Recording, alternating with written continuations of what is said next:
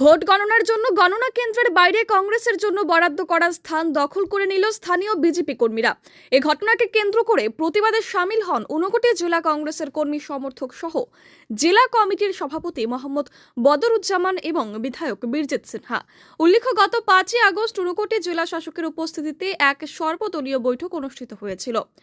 সেই বৈঠকে আগামী 12 আগস্ট গণনার দিন গণনা কেন্দ্রের বাইরে বিভিন্ন রাজনৈতিক দলের জন্য পৃথক স্থান বরাদ্দ সহ অন্যান্য সিদ্ধান্তগুলো জানিয়ে দেওয়া হয়েছিল।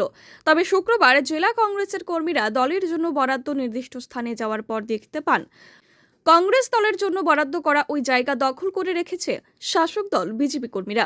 তারই প্রতিবাদে শুক্রবার বিকেল থেকে ঊনকোটি জেলা শাসক কার্যালয় ঘেরাও করে বিক্ষোভ প্রদর্শন করে জেলা কংগ্রেস। তবে বেলা বাড়ার সাথে সাথে পরিস্থিতি উত্তপ্ত হয়ে ওঠে এবং জেলা শাসক কার্যালয়ের কংগ্রেস কর্মী সমর্থকরা ভাঙচুর চালায় বলে অভিযোগ। পরবর্তীতে পরিস্থিতি সামাল দিতে মোতায়েন করা হয় বিশাল পুলিশ এবং টিএসআর বাহিনী। তবে অতি দ্রুত এই সমস্যা সমাধান না করা হলে শনিবার 24 ঘন্টা গৌরনগর ব্লক এলাকা বন্ধের ডাক দেওয়া হবে বলে জানান কংগ্রেস ঊনকোটি জেলা সভাপতি মোহাম্মদ বদরুজ্জামান। এই সিদ্ধান্তের মধ্যে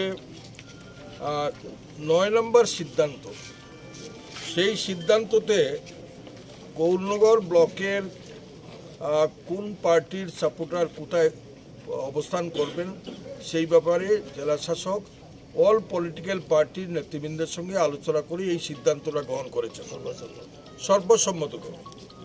সেখানে বিজেপি এবং ত্রিপুরা মাতা supporters on the West side of Baidyanath Majumdar স্মৃতি স্কুল, স্মৃতি মেমোরিয়াল স্কুল, বৈদ্যনাথ মজুমদারের সেই মেমোরিয়াল হাসপাতালে স্কুলের পশ্চিম সাইটে স্কুলের পশ্চিম দিকে অবস্থান করবে। এখানে ভারতীয় জনতা পার্টি এবং ত্রিপুরা মাতা দল, এবং সেখানে স্কুলের মূল গেট থেকে 500 মিটার পশ্চিম দিকে ওনারা অবস্থান করবেন। এবং দ্বিতীয়ত হচ্ছে